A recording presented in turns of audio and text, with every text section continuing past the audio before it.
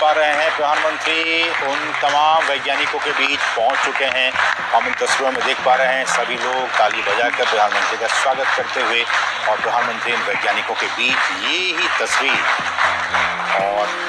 इन्हीं क्षणों का इन्हीं पलों का प्रधानमंत्री को भी इंतजार था और वैज्ञानिकों को भी इंतजार। हम देख सकते हैं कि महिला वैज्ञानिक भी इस दौरान वहाँ मौजूद हैं और इन तमाम वैज्ञानिकों के बीच ये लाइव तस्वीरें हैं बेंगलुरु से टेलीमेट्री ट्रैकिंग और कमांड नेटवर्क सेंटर से।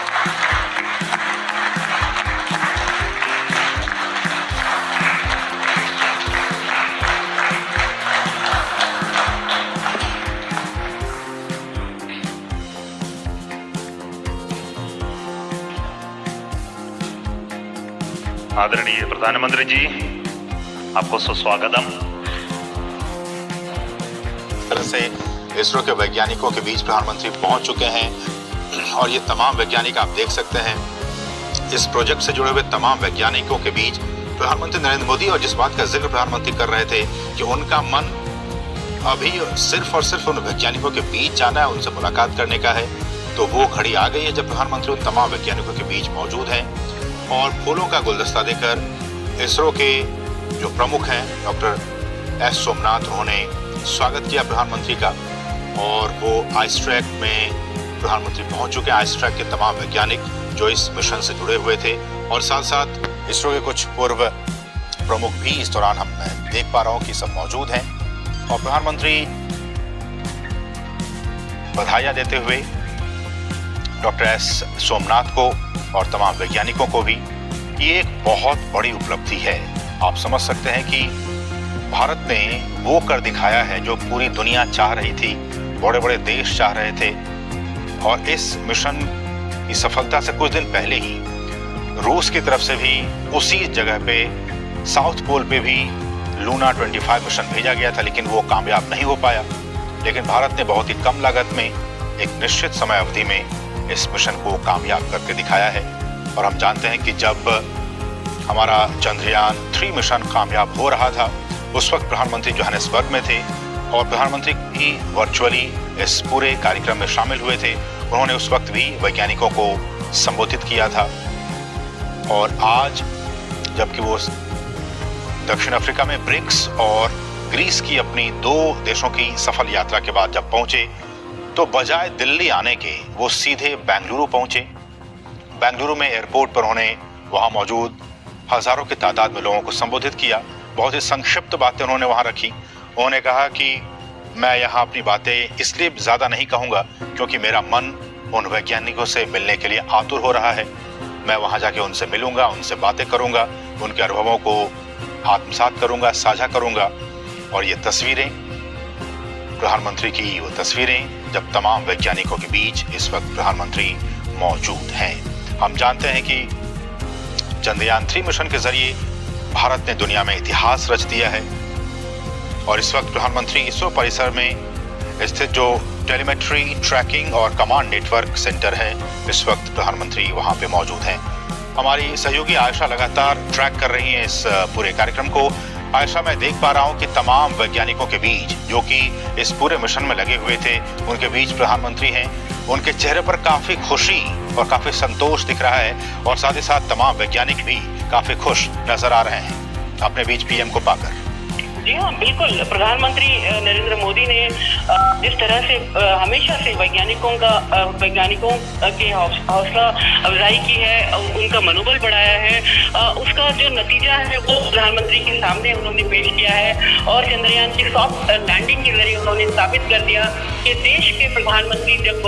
इस तरह से वैज्ञानिकों का हौसला या मनोबल बढ़ाते हैं तो किस तरह से वैज्ञानिक इस तरह के जो सॉफ्ट लैंडिंग जैसी कामयाबी के और ये आयशा मैं देख पा रहा हूँ कि ये जो प्रज्ञान रोवर है वो जिस ट्रैक के जरिए नीचे उतरा उसके बारे में भी इसरो के प्रमुख और जो सोलर पैनल्स है उनके बारे में समझा रहे हैं। जी बिल्कुल। यही वो सबसे दिलचस्प मोड़ है इस पूरे मिशन का थीम। जब लैंडर विक्रम जब चांद की सतह पर उतरा और उसके 2.5 घंटे के बाद रोवर प्रज्ञान जो है इस रैंप से नीचे उतरता है और फिर चांद की सतह की सैर कर रहा है। देखिए, रोवर जो है इस समय चांद पर करीब 1 सेंटीमीटर प्रति सेकंड की रफ्तार से रेंगते हुए चल रहा है। ये मानकर ये कह सकते हैं कि उसकी जो धीमी चाल है वो करीब 500 मीटर तक चलेगा लैंडर के साथ संपर्क बना के रखते हुए। और खास बात ये भी है कि रोवर अब कुछ ही दूरी पर जाने के बाद वो लैंडर की तस्वीरें भी खींचेगा। देखिए, लैंडर की तस्वीर खींचने के लिए रोवर को आगे बढ़ना होगा और रोवर में जो पेलोड लगे हैं, ये तमाम पेलोड जो है विशेष एक्सपेरिमेंट भी तय करेंगे, जिसके जरिए लूनर सरफेस और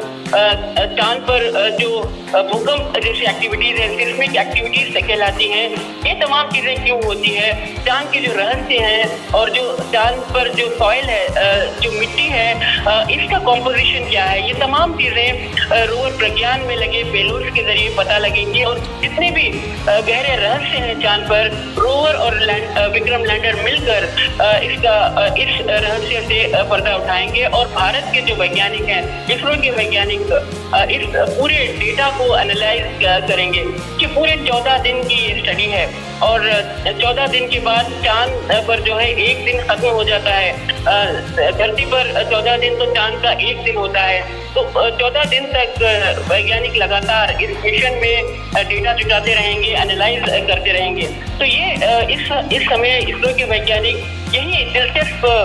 हिस्सा जो इस मिशन का है, रैंप से कैसे प्रज्ञान को उतारा गया, कैसे प्रज्ञान तस्वीरें खींचकर भेजता रहा और लैंडर विक्रम जो है उतरते ही चांद की सतह पर उतरते ही पहली तस्वीरें भेजा था, जहां से वो जिस जगह पर वो उतरा था उसकी पहली तस्वीरें भेजा। खास बात ये भी है असीम कि विक्रम का नाम जो है इसरो के संस्थापक डॉक्टर विक्रम साराभाई के नाम पर रखा गया है। और आज डॉक्टर विक्रम साराभाई ने जो सपना देखा था भारत को स्पेस क्षेत्र में एक माइलस्टोन, एक ऊंचाई पर पहुंचाने की, वो इसरो के वैज्ञानिक आज इसे सफलतापूर्वक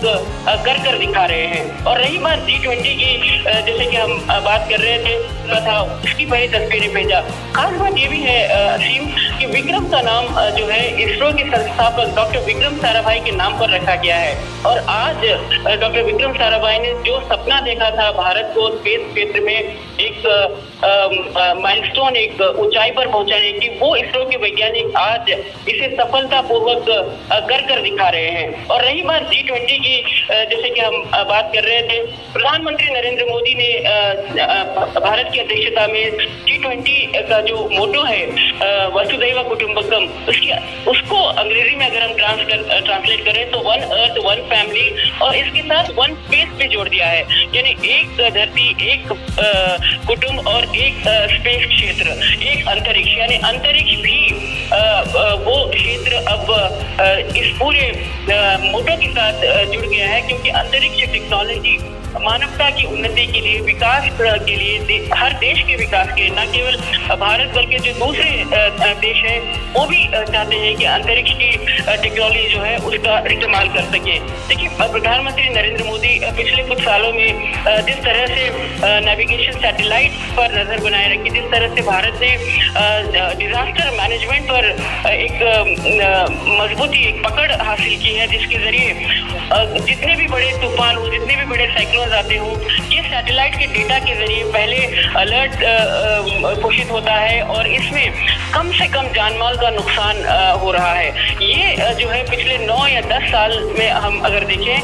तो इसरो ने इस टेक्नोलॉजी को, वेदर मॉनिटरिंग टेक्नोलॉजी, जो डिजास्टर वार्निंग की टेक्नोलॉजी है, इसको भरपूर डेवलप किया है, जो भारत ने दर्शाया है कि कैसे बिपरजॉय तूफान के दौरान भी कम से कम जानमाल का नुकसान नुकसान हो और टेक्नोलॉजी का इस्तेमाल करते हुए इस तरह के साइक्लोन, इस तरह के डिजास्टर से बचे। और ये जो टेलीमेडिसिन की बात कहें, टेली एजुकेशन की बात कहें, ये तमाम चीजें इस स्पेस टेक्नोलॉजी का नतीजा है। और एक के बाद एक जो सैटेलाइट्स भारत लॉन्च कर रहा है, उसके जरिए प्रधानमंत्री नरेंद्र मोदी विकास को जो दिशा देते हैं,